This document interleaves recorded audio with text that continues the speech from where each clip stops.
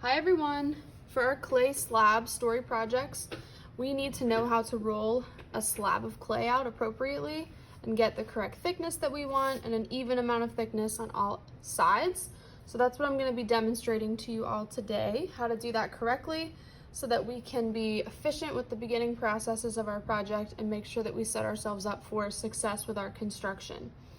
Everyone's going to be getting a hunk of clay.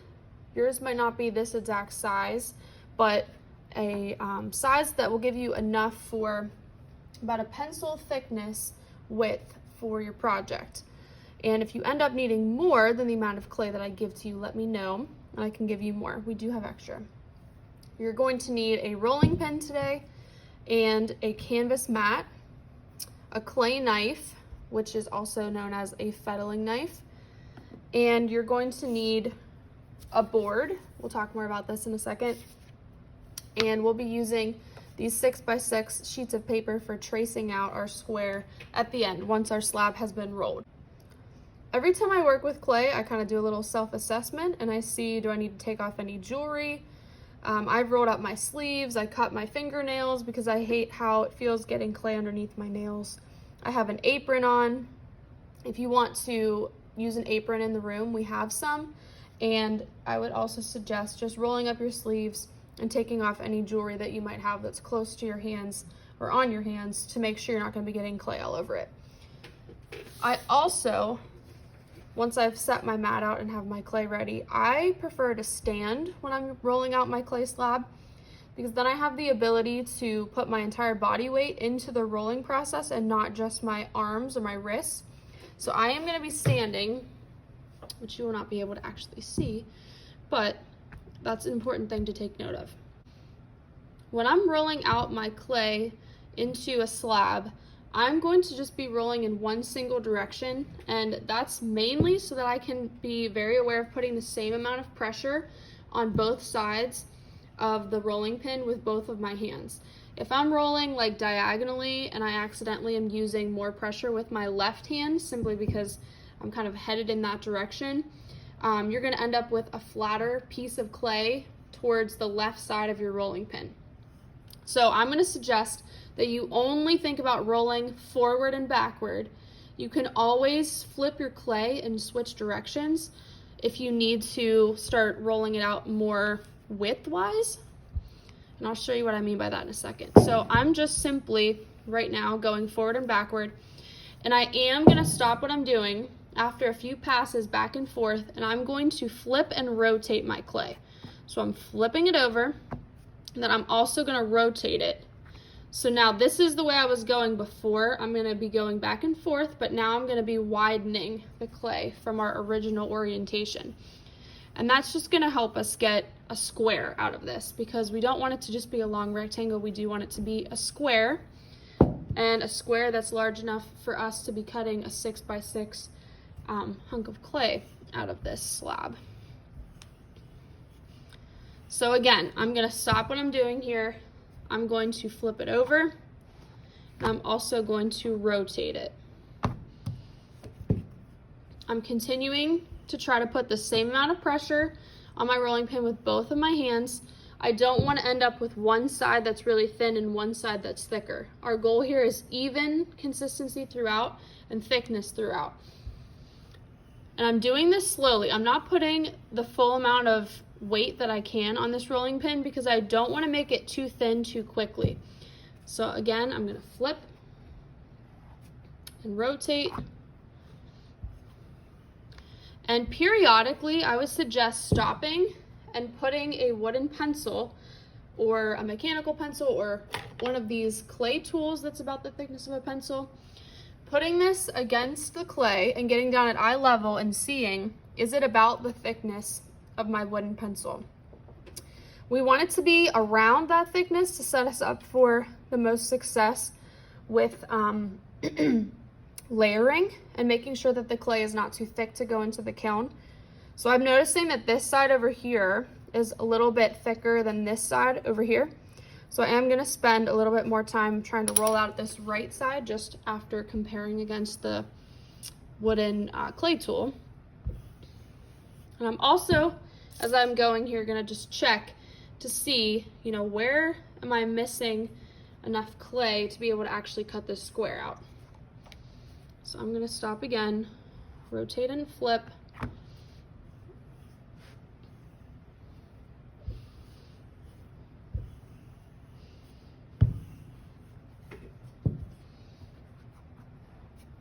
Rotate and flip again. So this is definitely a back and forth process. And I'm really trying to not get, I have this part of my rolling pin that's indented and has, the wood grain has kind of split, so I'm really trying to not roll that onto my clay. Let's check again. We're very close to making this fit. I'm just gonna roll out a little bit more over here. Now the trick is we really don't want this to be much thinner than our wooden pencil or our clay tool, because if it gets to be much thinner than that, it's more susceptible to cracking and breaking. So we do want to try to keep it about that width if possible. So I am pretty well matched up with the thickness of this along all of my sides. So as long as I have enough clay to cut out my square, that's what I'm going to do next. So it looks like we are pretty good here. So I'm gonna lay out my 6x6 stencil, and I'm going to use my fettling knife to first trace around the edges of this, and then I will cut them out once I'm sure that they're in the right place. So think about this almost as you're lightly almost sketching it out on the top of the clay first before you commit to actually cutting it. That way, if you mess up, you can always go back over it. Say I didn't like this. I could go like this and erase it with my finger and smooth it back out. But if I had cut through the entire way, then it would be a little bit more complicated. So I'm first tracing and doing it lightly. And I need to move this over a little bit so it actually fits again.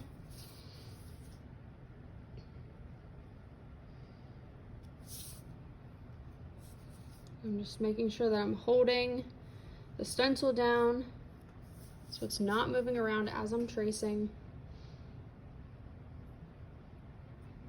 Going as best I can right up against the edge of my stencil so that I have nice crisp edges. So I'm going to pull this up and look and check it out, see if I have any areas where it didn't really trace as well as I wanted it to, but I think I'm in good shape here. So there are two sides to this. One of the sides has a very slight beveled edge. That's the edge that I'm going to be cutting with. And if you hold it like this, you can see that it does come to a tapered point, and this side is flat. So I'm using the side that has more of a tapered point to it. And now I'm going to go along the edge that I made for myself by tracing it first. And I'm going to cut off the sides of my slab.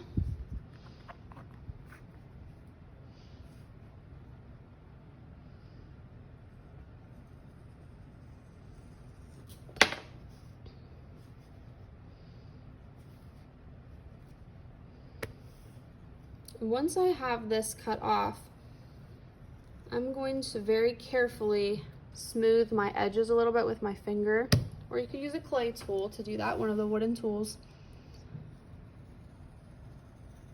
I'm also going to assess here and see which side looks better. So if my back has less markings or